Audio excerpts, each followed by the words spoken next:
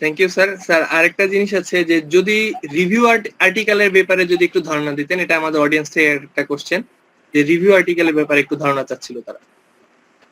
তোমরা কি মিন করতেছো পিয়ার রিভিউ পেপারস এর ব্যাপারে? শাওন আক্তার সৌরভ, আপনি যদি থাকেন তাহলে একটু কোশ্চেনটা ক্লিয়ার করতেন যদি স্যার। আসসালামু আলাইকুম, আমি আছি। আমি স্যার মোহাম্মদ শাওন আক্তার সৌরভ। আমি পড়াশোনা করছি ঢাকা বিশ্ববিদ্যালয়ে, department of television film and ফটোগ্রাফিতে। মাত্র ব্যাচেলর শেষ হয়েছে।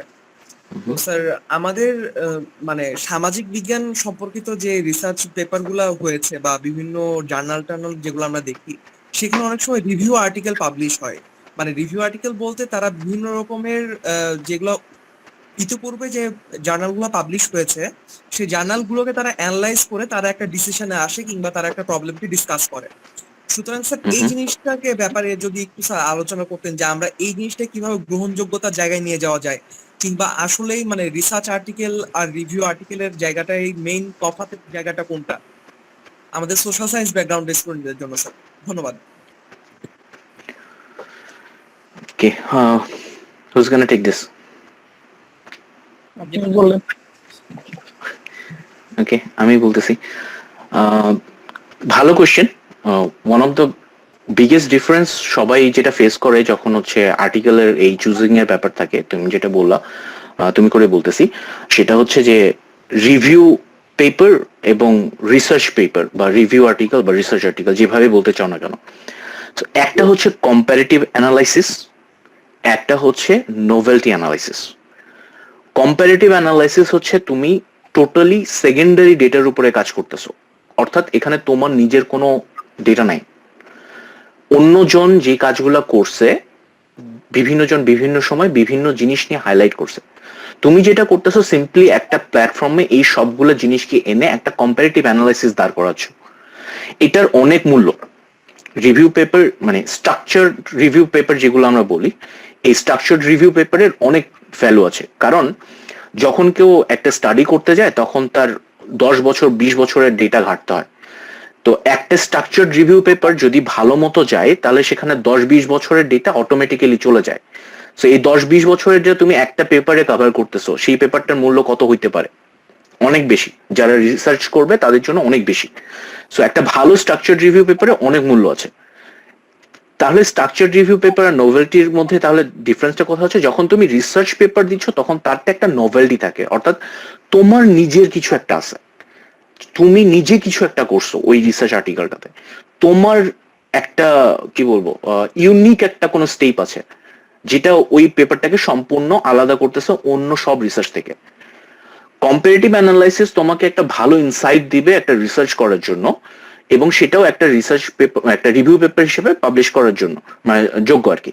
আর রিসার্চ পেপার যখন তুমি লিখতেছো তখন তুমি ওখানে একটা নভেলটি দিচ্ছ, ওখানেও কিন্তু কম্পারেটিভ অ্যানালাইসিস থাকে, কিন্তু সেই কম্পারেটিভ অ্যানালাইসিসটা সেটার মূল লক্ষ্য না। সেটার মূল লক্ষ্য হয় যে আমার নভেলটি কি, এইটা আমি অ্যানালাইসিস করে বের করছি, তারপরে আমি কি করছি।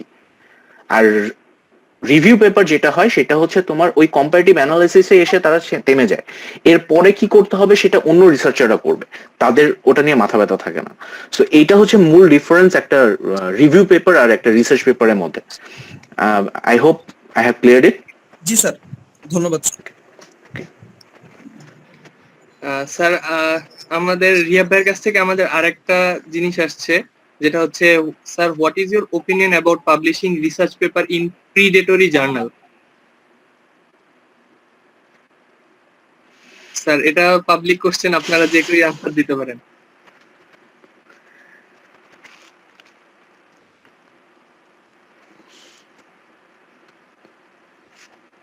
ভাই মোর্শেদ ভাই,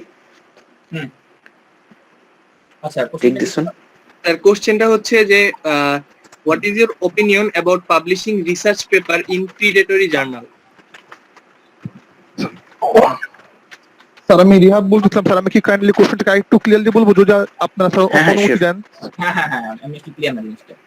স্যার বেসিক্যালি ব্যাপারটা হয় যে যখন আমরা কোনো একটা রিসার্চ পেপার করতে যাই আন্ডার গ্রেডে, ওটার কোয়ালিটিটা অতটা ভালো বা সবসময় আমাদের পক্ষে ইনশিওর করা সম্ভব হয় না যতটা এলসেভিয়ার অথবা আইট্রিপলি ডিজার্ভ করে। ইন দ্যাট কেস আমাদের পেপারটা হয় ওখান থেকে রিজেক্টেড হয়ে যায় বা তারা এটা ডিনাই করে দেয়। তখন as a very beginner researcher আমাদের কাছে অনেক খারাপ লাগে, না ফার্স্ট কাজটা করলাম হলো না।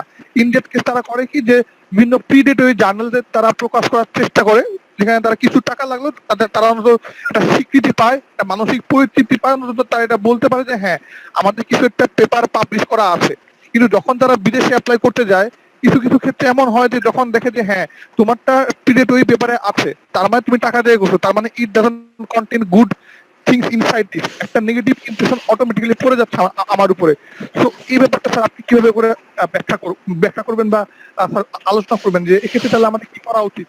যদি আমি পাবলিকেশন না করি, আমার কোনো স্বীকৃতি নাই, আবার যদি করতে যাই ভালো জার্নাল গুলো বলতেছে রিজেক্ট করে দিচ্ছে যে তাদের কোয়ালিটিফুল হচ্ছে না, আবার পিডিটরিটা করলে বিদেশে অ্যাপ্লাই করতে গেলে তারা বলতেছে যে পিডিটরি একটা নেগেটিভ ইমপ্রেশন পড়ে যাচ্ছে। তো এই দ্বিধাদ্বন্দ্ব থেকে স্যার বাঁচবো কিভাবে?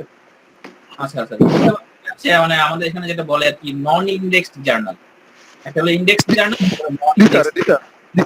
তো আমরা সাধারণত যেগুলো হাই কোয়ালিটি জার্নাল যেগুলো ইন্ডেক্স থাকে এসসিআই বা সোশ্যাল সায়েন্সের জন্য এসএসসিআই বা আইট্রিপলি অ্যাক্সেস বা আইট্রিপলি ইনফোকম অনেকগুলো আছে, এইসব জার্নালগুলো যেগুলো ইন্ডেক্স জার্নাল এগুলো আমরা হাই কোয়ালিটি জার্নাল।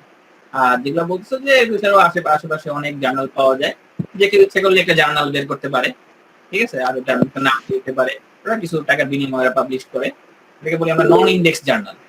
তো আমরা হায়ার এডুকেশনে যাই বা হায়ার এডুকেশনে অ্যাপ্লাই করি, প্রফেসররা একটু ইন্ডেক্স জার্নাল খুঁজে, এমনকি এখানে degree requirement index journal, PhD বা তুমি যেটা নন ইন্ডেক্স জার্নাল এগুলোকে পাবলিশ করলে কোনো ভ্যালু এখানে নাই, আসলেই নেই, ওরা এগুলোকে কনসিডার করে না বা ইভালুয়েট করে না। তো এখন কোশ্চেনটা হচ্ছে যে কিভাবে আন্ডার গ্রাজুয়েট লেভেলে এই প্রবলেমটাকে আমরা ওভারকাম করতে পারি, তাই না?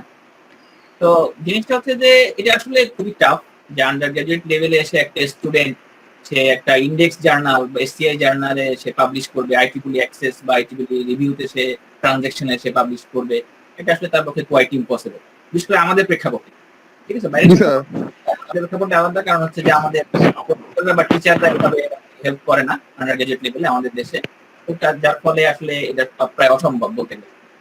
তো এই জন্য যেটা তুমি করতে পারো, যেটা বললো যে প্রিডেটরি জার্নালে পাবলিশ করলে এটা বা রিকগনাইজড পাচ্ছে না। তো আমার মনে হয় যেটা করা উচিত যে বাংলাদেশের প্রেক্ষাপটে যে তোমরা যখন কোনো রিসার্চ আর্টিকেল বা পেপার বা একটা থিসিস লিখতেছো, তখন চেষ্টা করবে যত সম্ভব একটা আইট্রিপলি অ্যাক্সেস অথবা আইট্রিপলি ট্রানজাকশন অথবা এলসেভিয়ার অথবা স্কোপাস অ্যাটলিস্ট একটা ফরম্যাট ফলো করা, ঠিক আছে? এমন অনেক ছোট ছোট কন্ট্রিবিউশন দিয়েও তোমার স্কোপাস এলসেভিয়ার ইন্ডেক্স জার্নাল হইতে পারে, পেপার হইতে পারে। প্রথম আমি বলতেছি এটা প্রথম ট্রাই, এমন না যে না এটা হইতেই হবে, এটা প্রথম ট্রাই, ঠিক আছে? তুমি যখন একটা রিসার্চ আর্টিকেল একটা ছোট একটা কন্ট্রিবিউশন, ছোট একটা অবদান, ছোট একটা রিভিউ, ছোট একটা সার্ভে, ছোট একটা কম্পারিজন, এগুলো কোনভাবে লিখতে পারবা, ফরম্যাটটা ফলো করবা কোনটা, আইট্রিপলি ট্রানজাকশন বা একটা ভালো কনফারেন্সের, আইট্রিপলি অথবা অ্যাক্সেসের অথবা এলসেভিয়ার কোনো ভালো জার্নালে, তখন ওই ফরম্যাটটা দেখবে যে অটোমেটিক একটা সুন্দর জায়গায় চলে গেছে। তখন তোমার প্রথম কাজ হবে এগুলো চেষ্টা করা। আমাদের যে সমস্যাটা হয় প্রথমেই আমরা দেখি যে আমরা আবল তাবল লিখে ফেলি, কন্ট্রিবিউশন থাকে না তেমন একটা, শুধুমাত্র যেগুলো জানা কথা যেগুলো আছে ওগুলোই আমরা লিখে আবার তারপর আবার সময় চেষ্টা করি যে ভালো জার্নাল লিখতে, তখন ওরা রিজেক্ট করে দেয়। তারপর আমরা জার্নাল দিয়ে যাই। অবশ্যই ট্রাই করতে হবে যে ভালো জার্নালের দিকে যাওয়া, ভালো জার্নালের ফরম্যাট গুলো ফলো করা, ওখান থেকে ছোট ছোট পেপার নিয়ে, বড় পেপার না দরকার নাই, ছোট ছোট পেপার নিয়ে ওটাকে ফলো করা, ওটাকে ফলো করে ওই ফরম্যাটে কিছু একটা করা। হ্যাঁ, এখন কোশ্চেন হলো যে না এটা হইলো না, কোনোভাবেই ওখানে যাওয়া গেল না, তখন ইন্ডেক্সে আসা। জি স্যার, আমার স্যার নিজে স্যার এরকম স্যার লাইফ এক্সপিরিয়েন্স আছে যে স্যার ফ্র্যাঙ্কলি বলতে আমি 2016 ভর্তি হওয়া জাস্ট গত বছর স্যার ডিসেম্বরে বেরোয়েছি, আমার অলরেডি স্যার 2টা পাবলিকেশন আছে এবং স্যার 3 নাম্বারটা পেন্ডিং আছে আইট্রিপলিতে। তো যখন প্রথম 2টা পাবলিকেশন আমি করতে গেছিলাম তখনই স্যার আমি এরকম খুবই একটা মানে নাজুক অবস্থার সম্মুখীন হয়েছিলাম যে আমাকে এক হেল্প করার কেউ নাই, আর দুই হলো আমার কোয়ালিটি বা আমার যে কন্ট্রিবিউশন বা যা ছিল এটা নিয়ে সবটা থেকে আমি জাস্ট স্যার রিজেকশনের মধ্যে ছিলাম। তো তখন অনেক খারাপ লাগছিল, ইন্ডেক্স জার্নাল থেকে খুবই প্রত্যাখ্যাত হয়েছিলাম। তারপর স্যার আমার একটু নন ইন্ডেক্সের দিকে যাওয়া লাগছে, তারপর স্যার এখন যখন থিসিস করলাম আইইউবিটিতে, থিসিস শেষ করলাম, পাস করে বেরোলাম, তারপর এখন স্যার এটা আমার বর্তমানে আইটিবিলিতে আন্ডার পেন্ডিং আন্ডার রিভিউ অবস্থায় আছে। তো এখন আইটিবিলিতে আমি সাবমিট করার মতো স্যার সাহসও পাইছি, বা তারা এখন মনে হচ্ছে যে না এখন হয়তো আমি করতে পারবো। এই জন্য স্যার বেসিক্যালি বলা যায় আমি ওই কষ্ট স্যার পাইছি, মানে লাস্ট 2টা পেপার পাবলিশ করতে অনেক স্যার হিমিউলেশন হওয়া বা রিজেকশন খাওয়া খাইছি স্যার। বড় বড় প্রফেসরদেরও পেপার পাবলিকেশন থিসিস রিসার্চ আইটিপলি থেকে এলসেভিয়ার থেকে রিজেকশন আসে, বাট জিনিস হচ্ছে ঠিক আছে রিজেকশন থেকে এমনি আসে না। আমি জানি না তোমার কিরকম রিজেকশন আসছে, রিজেকশনের সঙ্গে তারা কিন্তু রিভিউ কমেন্ট দেয়, ঠিক আছে? ওরা রিভিউ যে তোমার এখানে সমস্যা প্রবলেম, এটাতে কোনো কন্ট্রিবিউশন নাই, এটাতে কিছুই হয় নাই, এই রিভিউ তোমার পরবর্তীতে ভালো পেপারে কাজে লাগবে। তুমি যদি আগে হোপলেস হয়ে যাও যে না আমাকে তো রিজেকশন করে দিলে আমার হবে না, শেষ, তাহলে কিন্তু হবে না। জিনিসটা হচ্ছে যে ওরা যদি রিভিউ গুলো দিবে আইটিপলি অ্যাক্সেস থেকে কিংবা এলসেভিয়ার থেকে, ওরা রিভিউ করে তখন ওরা কিন্তু পয়েন্ট আউট করে যে তোমার এই পেপারের প্রবলেমটা কি, তোমার এই পেপারে কি। এখানে আরেকটা স্টুডেন্ট আছে মেহেদি হাসান আবির, ওনার কোশ্চেনটা একটু বড়। মেহেদি হাসান আবির, আপনি যদি থাকতেন একটু কোশ্চেনটা ক্লিয়ারিফাই করে বলতেন স্যারদেরকে। আর আমি অডিয়েন্সদেরকে বলবো আপনারা কোশ্চেন গুলো একটু পয়েন্ট টু পয়েন্ট করবেন, যাতে এটা সুবিধা হয় স্যারদের বোঝার ক্ষেত্রে বা আনসার দেওয়ার ক্ষেত্রে। মেহেদি হাসান আবির, আপনি কি আছেন?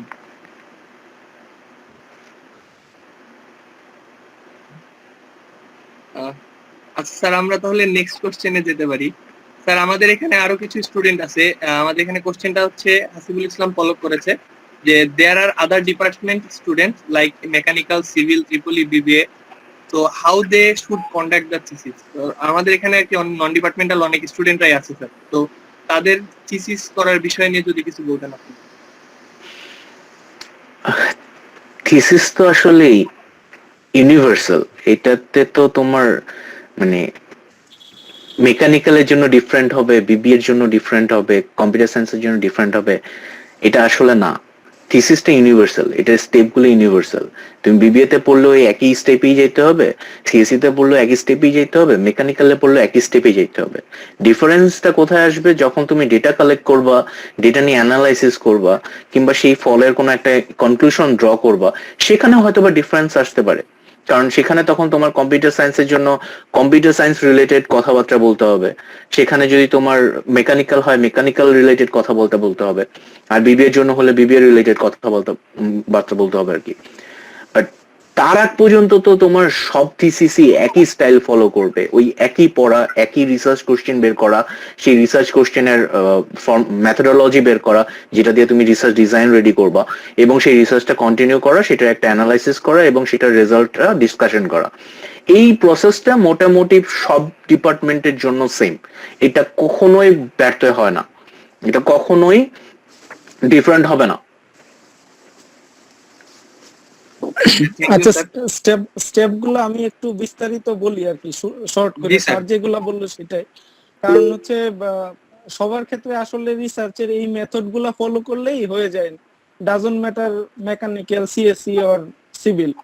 আর এই রিসার্চের মেথড গুলা যে আছে এগুলা যে মানে 2020 সালে নতুন আবির্ভাব হয়েছে এরকম কিছু না। যারা আগে থেকে রিসার্চ করে আসতেছে তারাও একই পদ্ধতিতে আসছে আর কি। মানে আগের যে বড় বড় বিজ্ঞানীরা আছে ওরাও একই স্টেপে, যে ফার্স্টে কোশ্চেনটা এরাইজ করা, যে কিসের উপর রিসার্চ করতেছি। গবেষণা করতে গেলে প্রথমেই ওই কোশ্চেনটার সম্মুখীন হতে হবে আর কি, নিজের ওইটা জিজ্ঞেস করতে হবে যে আমি কেন করতেছি। তারপর না একটা আইডিয়া আসবে যে এটা কি আসলে ট্রু অর ফলস, তো এটারে জাস্টিফাই করার জন্য স্টেপ গুলো আসবে। তো রিসার্চের স্টেপ গুলো ফার্স্টে যেটা আসতে পারে সেটা হচ্ছে দ্য কোশ্চেন। রাহুল স্যার যেটা বললো, যদি কোশ্চেনই না থাকে সেক্ষেত্রে কি নিয়ে রিসার্চ করবো, এটা নিজেরই কোনো আগা মাথা নাই আসলে। যে অথবা রিসার্চটা এরকমও হয় না যে আমার একটা পেপার পাবলিশ করতে হবে, ওকে একটা রিপোর্টের মতো লিখে ফেলি, এরকম না আসলে। গবেষণা আর ওইটা সম্পূর্ণ আলাদা বিষয়। তো ফার্স্টেই কোশ্চেন সিলেক্ট করা আর কি, এটা 1 নাম্বার স্টেপ হিসেবে ধরতে পারো, যে এইটা কেন বা এই কোশ্চেনটা তোমার মনে আসছে, সো এটারে জাস্টিফাই করার জন্য সেকেন্ড স্টেপ যেটা হইতে পারে ডাটা কালেকশন এর পার্সপেক্টিভে, যে এটার জন্য কি কি আছে সেই সাপোর্টিভ ডাটা গুলা নেয়া। তারপর হচ্ছে এটার উপর বেস করে একটা হাইপোথিসিস দাঁড় করা, এটা 3 নাম্বার স্টেপ হইতে পারে যে এইটা কেন। হাইপোথিসিস যে কোনো কিছু হইতে পারে, তোমাদের মনে যে কোশ্চেন আসছে মানে যে কোনো কিছুই হইতে পারে আর কি, ওই ধরনের একটা হাইপোথিসিস দাঁড় করানো। হাইপোথিসিস মানে কঠিন কোনো টার্ম না, তোমার একটা কল্পনা আসলো যে মন থেকে মনে হলো যে এটা নিয়ে রিসার্চ করা যায় বা এটা কি, এটা তুমি জাস্টিফাই করবো, ওইটাই হাইপোথিসিস বেসিক্যালি। তো ওইটারে ওই হাইপোথিসিসটাকে তো তুমি এমনি এমনি বলে দিতে পারবে না যে ওকে এটাই মনে হয় সঠিক, আমার যা ব্যাখ্যা আছে এটাই সঠিক, এটা বলতে পারবে না। এটা বলার জন্য তোমাকে হচ্ছে এক্সপেরিমেন্ট করতে হবে যে এটা কি আসলেই সঠিক কিনা। সো এক্সপেরিমেন্ট হবে হচ্ছে 4th স্টেপ, যে এটাকে আমি টেস্ট করলাম, টেস্ট রেজাল্ট কি, এটা হবে 4th স্টেপ। তারপর যে রেজাল্টটা পাইলা সেটাকে তোমার অ্যানালাইজ করতে হবে, যে আমি ভাবছিলাম এটা, এখন অ্যানালাইজ করে দেখি এটা কি আমার হাইপোথিসিসে সাপোর্ট করে কিনা, যে আমি যেটা ভাবছিলাম আসলে না এটাই সত্য হয়েছে। সো সেই অ্যানালাইসিসটা করতে হবে। এটা যদি আসে তাহলে পরবর্তী স্টেপে যাইতে হবে, যদি না হয় তাহলে তোমার হাইপোথিসিসে প্রবলেম আছে, হাইপোথিসিসটাকে একটু মডিফাই করতে হবে যে না এটা যেভাবে ভাবছিলাম এটা না, সো এটা চেঞ্জ করি। আর যদি অ্যানালাইসিস ভালো আসে সেই ক্ষেত্রে হচ্ছে তোমাকে ওই রেজাল্টটা পাবলিশ করতে হবে এবং বোধগম্য করে পাবলিশ করা, সেটাকে আসলে রিসার্চ পেপার বলে আর কি। সো এটা পাবলিশ করতে হবে কেন, দুনিয়ার আরো যে রিসার্চার বা গবেষক আছে তাদেরকে জানাইতে হবে যে আমি এই ফিল্ডে কাজ করছি এবং এই ফিল্ডে কাজ করার পরে এই আমার অ্যাচিভমেন্ট। তো এটা জানানোর জন্য হচ্ছে ওটাকে লিপিবদ্ধ করে পাবলিশ করা, সেটাই হচ্ছে রিসার্চ পেপার। সো এই স্টেপগুলো মোটামুটি ফলো করলেই সব রিসার্চ একই। সো যে যার যার ফিল্ড থেকে কোশ্চেন রাইজ করবে, সেটার ডাটা কালেকশন করবে, সেটার উপর বেস করে হাইপোথিসিস করবে, অ্যানালাইজ করবে এবং ফাইনালি পাবলিশ করবে। সো এই স্টেপগুলো হচ্ছে সায়েন্টিফিক মেথড আর কি, এটার মধ্য দিয়ে যাইতে হয়। সো এগুলা ফলো করলে মোটামুটি হচ্ছে একটা রিসার্চ কমপ্লিট করা যাবে বলে মনে হয়, what ever the field. Asha Thank you, করি sir. অ্যান্সার দিতে পারছি। এখানে স্যার অন্যান্য ডিপার্টমেন্টের যেটা ওরা যে কোশ্চেন রেজ করছে যে ওরা কিভাবে শুরু করবে বা ওরা কিভাবে রিসার্চ বা থিসিস গুলো, আমার মনে হয় যে সব ডিপার্টমেন্টের জন্যই প্রথম সলিউশন একবার করতে হবে, প্রচুর রিসেন্ট পেপার করতে হবে এবং স্পেসিফিক টপিকস এর উপর। সাপোজ সে মেকানিক্যালে আছে, মেকানিক্যালে আমিও তো আইডিয়া নেই মেকানিক্যালে হয়তো সাপোজ সামথিং আছে ফ্লুইড ইঞ্জিনিয়ারিং বা ফ্লুইড মেকানিক সামথিং এই ধরনের আছে।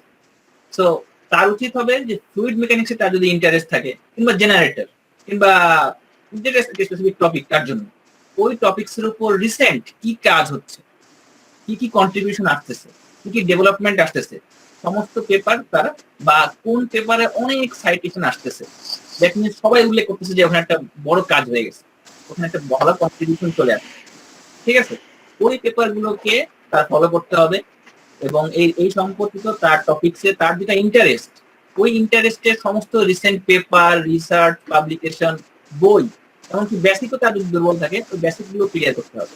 তখন দেখবে যে যেমন সাপোজ বিবিএর জন্য ইকোনমিক্স, তারা তো ইকোনমিক্স এর উপর অনেক বেশি ইন্টারেস্ট, ইকোনমিক্স এর রিসেন্ট কি কাজ হচ্ছে, রিসেন্ট কি পেপার গুলো আসতেছে, ইকোনমিক্সে কারা এখন বেশি অবদান রাখতেছে, কোন দেশের ইকোনমিক নিয়ে বেশি আলোচনা হচ্ছে, তার সেই ডাটাগুলো কালেক্ট করা, তার সেই রিসেন্ট পেপার গুলো, রিসেন্ট কন্ট্রিবিউশন গুলো নোট ডাউন করে ফেলা যে হ্যাঁ এই বছর ইকোনমিক্স এর এই টপিকস এর উপর এতটা পেপার আসছে, এই পেপারটা অনেক বেশি সাইটেশন আসতেছে, এই পেপারটা সবাই বলতেছে অনেক ভালো হচ্ছে, অনেক জায়গায় আসতেছে, ওইগুলোকে ভালো করে যদি ফলো করে তাহলেই তার স্কোপ তৈরি হয়ে যাবে যে না আমি এখানেই কাজ করবো, আমি এখানে আরো কিছু কন্ট্রিবিউশন রাখবো, এখানে রিসার্চ যে গ্যাপ, এই গ্যাপ গুলোর আমি ফিল আপ করার ট্রাই করবো, তাহলেই তারা ওই টপিক্স স্পেসিফিক টপিক্স এর উপর কাজ করা স্টার্ট করতে পারবে, তার কন্ট্রিবিউশন রাখতে পারবে। এইটুকুই আমার কথা। Thank you sir. আমার মনে হয় মেহেদী হাসান আবির আমাদেরকে একটু আগে পিন করেছিল তার কোশ্চেনটা ক্লিয়ার করার জন্য। মেহেদী হাসান আবির, আপনি কি আছেন এখনো? জি আছে। আসসালামু আলাইকুম স্যার। স্যার আসলে আমার কোশ্চেনটা ছিল স্যার থিসিসের উপর নিয়ে, আমি আর কি থিসিস করছি। তো আর কি থিসিস নিয়ে আমরা যখন ফ্রেন্ডদের সাথে আলোচনা করি তখন দেখা যাচ্ছে যে এক একজন ফ্রেন্ড এক এক ফ্যাকাল্টির আন্ডারে আর কি থিসিস করছে। তো দেখা যাচ্ছে যে এক একজন ফ্যাকাল্টি এক এক ভাবে আর কি তাদেরকে আইডেন্টিফাই করছে, যে হয়তো কেউ বলছে যে থিসিসটা হলো কোনো একটা কিছু আর কি হয়তো বানিয়ে দেখাতে হবে, যে তুমি যে ফিল্ডে কাজ করছো সেই ফিল্ড থেকে কিছু একটা হয়তো তোমাকে বানিয়ে দেখাতে হবে। আবার কারো কাছ থেকে শুনছি যে যদি বানাতে নাও পারো হয়তো তুমি সিমুলেশন করে দেখাবা যে আর এটা আসলে কিরকম হইতে পারে যদি এটা রিয়েল লাইফে যায়। আর অনেকে বলতেছে যে তুমি যে সকল রিসার্চ পেপার গুলো পড়ছো সেগুলোকে একটু আইডেন্টিফাই করে তুমি নতুন করে কি প্রেজেন্ট করতে পারো সেই ব্যাপারগুলো নিয়ে আলোচনা করতে হবে। তো স্যার এইটা নিয়ে আসলে আমার মেইনলি কনফিউশনটা আসলে আমরা আসলে মেইনলি কোন দিকটা আর কি করবো, যে আমি যে আসলে থিসিসটা করছি যে আসলে আমার আউটপুটটা আসলে কি হবে স্যার, এটাই ছিল স্যার আমার কোশ্চেন। আচ্ছা, তুমি যে তিনটা ওয়ের কথা বললা, যে তিনটা ওয়েতে তোমার ফ্রেন্ডদেরকে বিভিন্ন ভাবে বলতেছে, দ্য ফানি থিং ইজ যে এই তিনটা ওয়ে কারেক্ট ওয়ে। রিসার্চের এমন কোনো নির্দিষ্টতা নাই যে তোমার রিসার্চে এই জিনিসটা হইতেই হবে। রিসার্চের মূল লক্ষ্য হচ্ছে যে তোমাকে কোনো একটা কন্ট্রিবিউশন দিতে হবে যেটা তোমার জন্য নভেল হইতে পারে। তুমি সেটা একটা প্রজেক্ট বানায় দিছো, হইতে পারে তুমি সেটা একটা সিমুলেশন করে দিছো, হইতে পারে তুমি সেটা থিওরিটিক্যাল প্রুফ দিয়ে দিছো, ম্যাটার করে না। সো এন্ড রেজাল্ট হচ্ছে একটা নভেল কিছু থাকবে তুমি যেটা ইউনিকলি করতেছো, be that as a project, be that as a simulation, be that as a theoretical proof. I hope that clears your confusion, right? Mehedi Hasan, yes, আপনি কি clear? yes sir, thank you. আচ্ছা, আমি অডিয়েন্সের ক্ষেত্রে আরেকটা কথা বলতে চাই যে আমরা হয়তোবা অনেক দূরে চলে গেছি। আমাদের টপিকস এর নেমটা আপনারা একটু যদি খেয়াল করতেন তাহলে বুঝতে পারতেন যে আমাদের আজকের মানে এই সেশনের মূল জিনিসটাই হচ্ছে যে a beginner's guideline to conduct thesis. তো যার মানে আমরা কিভাবে থিসিসটা শুরু করতে পারি এবং থিসিসের প্রথম দিকের স্টেপ গুলা নিয়ে। তো হচ্ছে আমরা প্রথমে চাইবো যে আপনারা টপিকস রিলেটেড থেকে একটু কোশ্চেন গুলো করতেন। স্যার, আমাদের ভিতরে আরেকটা কোশ্চেন ছিল যে আমরা যে একটা থিসিস যে কন্ডাক্ট করি তার জন্য আমাদের কি কি স্টেপ নেওয়া উচিত। হুমায়ুন স্যার যদি এই বিষয়ে কিছু বলতেন। স্টেপ গুলা তো আমি মাত্র বললাম অলরেডি, যে কোশ্চেন রাইজ করা, ডাটা কালেকশন, হাইপোথিসিস, জি স্যার। ওইটাই মূলত স্টেপ গুলা। তারপরে নতুন হিসাবে কি করতে পারবো আর কি, যারা বিগিনার অনেকেই বুঝে না, স্টেপ গুলা আসলে হচ্ছে ডকুমেন্টেড, যে সায়েন্টিফিক মেথড, এটা ইয়াতে সার্চ দিলেই পাবা। কিন্তু তোমার প্র্যাকটিক্যালি কি করা উচিত সেটা আমি বলি যে তোমার প্রথমে যে কোশ্চেন কালেক্টের জন্য কি করতে হবে, তোমার নিজের যেহেতু আমি ধরেই নিব এখানে স্টুডেন্ট সব হচ্ছে রিসার্চ যারা করবে বা করতে আগ্রহী তারা, তো যেহেতু এই ফিল্ডে তুমি চলেই আসছো, তো প্রথমেই তোমাকে একটা রিসার্চ নোট দরকার যেখানে তুমি তোমার আইডিয়া গুলাকে লিখে রাখতে পারো, কারণ একটু পরে দেখা যায় ভুলে যেতে পারো। তো সেটা তুমি তোমার ডকুমেন্টেড মানে কোনো রিসার্চ নোটবুকে লিখতে পারো বা ফোনের নোটবুকে লিখতে পারো যে আইডিয়া। তো তারপর সেটা নিয়ে সেটার পার্সপেক্টিভে তুমি চিন্তা ভাবনা করলা, পড়াশোনা করলা। মুর্শেদ স্যার যে বললো যে অনেক অনেক পেপার পড়তে হবে, স্যার তুমি যে আইডিয়াটা প্রথমে যেটা মাথায় আসছে সেটার পার্সপেক্টিভে তুমি ডাটা কালেক্ট করো, তুমি পড়ো, পড়াশোনা করে দেখো যে এটা নিয়ে কি তুমি আগাইতে পারো কিনা। তো তারপর তারপর হচ্ছে বাকি স্টেপ গুলো আসবে। তো সেই ক্ষেত্রে এটা সহজে কই পাইতে পারো যে এই রিসার্চ গুলা অ্যাভেলেবল কিনা বা আরো কারা কারা রিসার্চ করতেছে, সেটার জন্য খুব ভালো একটা টুলস হচ্ছে গুগল স্কলার। তো সেখানে সার্চ দিতে পারো যে এই ট্রেন্ডের কি কি কাজ চলতেছে এখন। তো তুমি ইজিলি ওইটা পাওয়া যাবা। তারপর হচ্ছে পেপার গুলা কালেক্ট করলা সাইহাব থেকে বা যেগুলা ফ্রি আছে আর কি, শুরুর দিকে যেহেতু এটাই করতে হবে। অথবা আরেকটা আরেকটা ওয়েবসাইট কি যেন mendeley.com মেবি, সো ওইখানে সার্চ দিলেও পেয়ে যাবা।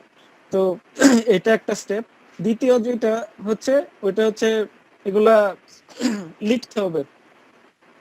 তো লিখার জন্য তো তোমরা সফটওয়্যার, কম্পিউটার সায়েন্সে যারা আছো তো সফটওয়্যার ইউজ করতেছো।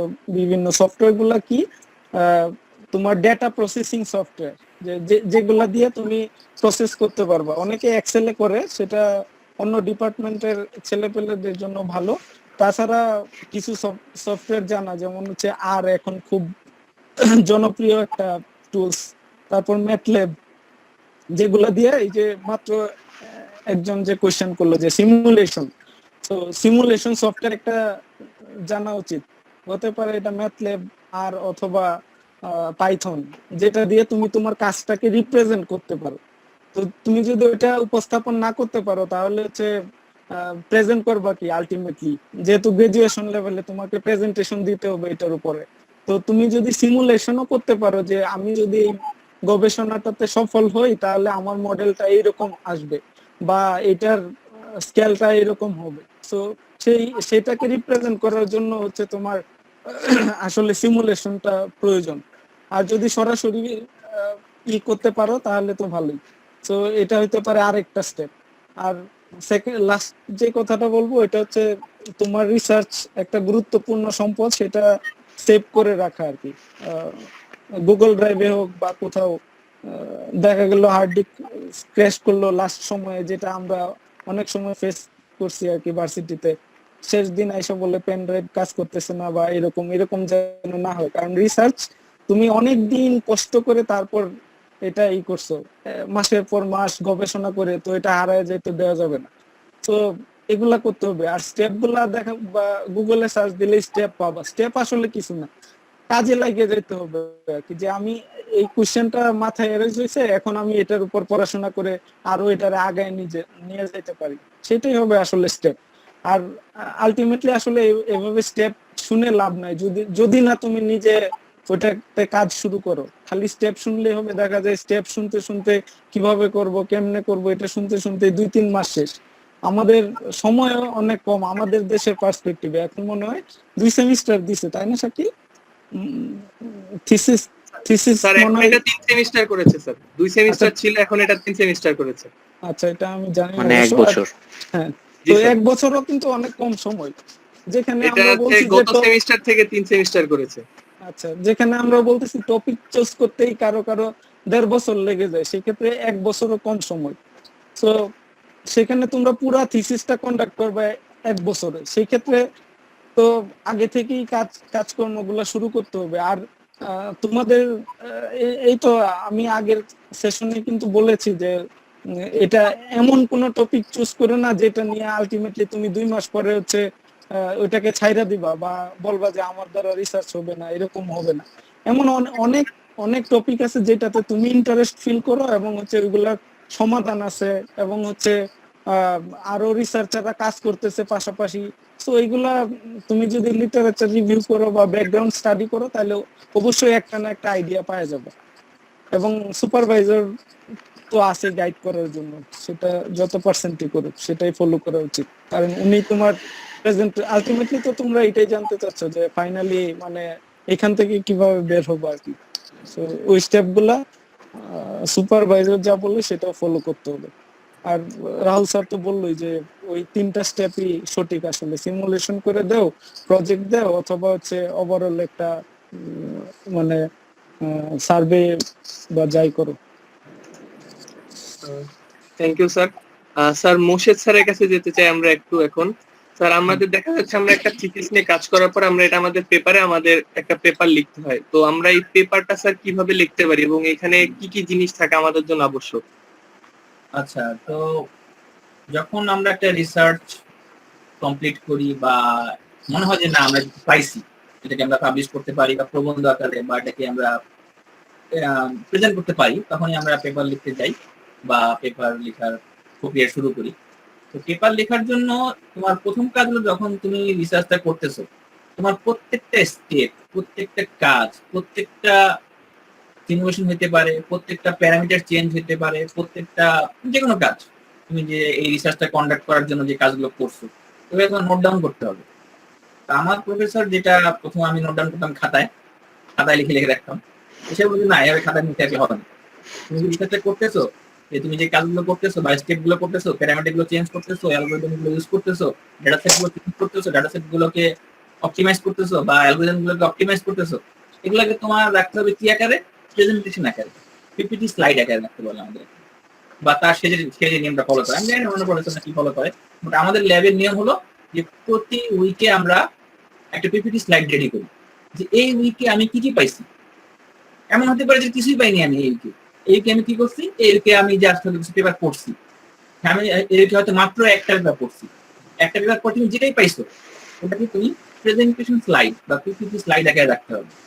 স্লাইডে আমি হয়তো 3টা স্লাইড বানাইলাম, 3টা স্লাইডে 4-5টা পয়েন্ট লিখে রাখলাম যে হ্যাঁ এই পেপারে এই অ্যালগরিদমটা ইউজ করছে, এই ডেটা সেটটা ইউজ করছে, প্লাস এই আর্কিটেকচার সে ফলো করছে।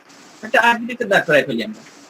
তো প্রতি উইকে এরকম জমতে জমতে জমতে শেষে যখন আমাদের কাজটা, আমাদের কন্ট্রিবিউশনটা সামনে আসে, তখন আমরা কম্পেয়ার করতে পারি যে হ্যাঁ, এই 10টা স্লাইড মানে এই 10টা পেপার, একটা স্লাইড কিন্তু একটা পেপার, এই 10টা স্লাইডের সঙ্গে আমি কম্পেয়ার করি যে হ্যাঁ, পেপারের রেফারেন্স সহ থাকে ওখানে, হ্যাঁ এই স্লাইডে আমার এই রেফারেন্সে এই আর্কিটেকচারটা বা এই কাজটা ছিল, আর আমার কাজ দাঁড়াইলো এইটা, এখান থেকে এই চেঞ্জটা আমি আনছি।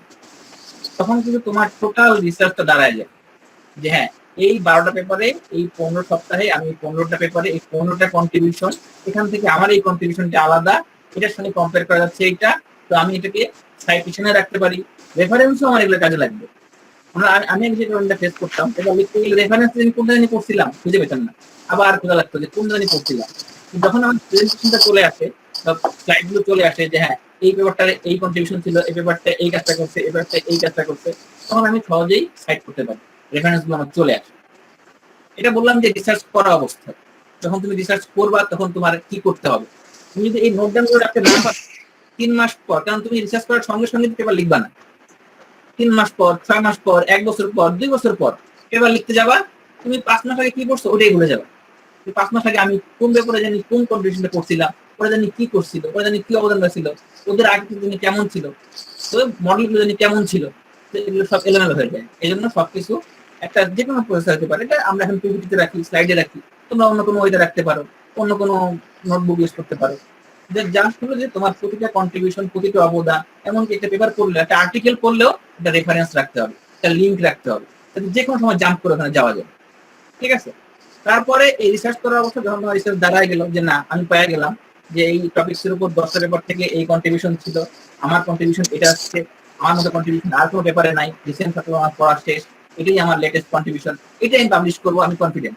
প্রফেসর অনুমতি দিয়ে দিল, আমরা প্রফেসরের কাছ থেকে পারমিশন নেওয়া লাগে, প্রফেসরকে দেখাইলাম, প্রফেসর বলছে হ্যাঁ ঠিক আছে, তোমার এখন মনে হচ্ছে পাবলিশ করার জন্য। তখন আমরা চলে যাই রাইটিং এ। রাইটিং এ গেলে আমাদের কিছু বিষয় খেয়াল রাখতে হবে, এবার আসি এই পয়েন্ট। তো রাইটিং এর বিষয়ে প্রথমে আমার খেয়াল রাখতে হবে যে আমাদের থিসিস পেপার বা রিসার্চ পেপার রাইটিং করার জন্য আমরা যেটা করি আমাদের ল্যাবে, প্রথমে আমরা চুজ করি জার্নাল, আমাদের টার্গেট জার্নাল কি হবে, আমাদের টার্গেট পাবলিশার কি হবে।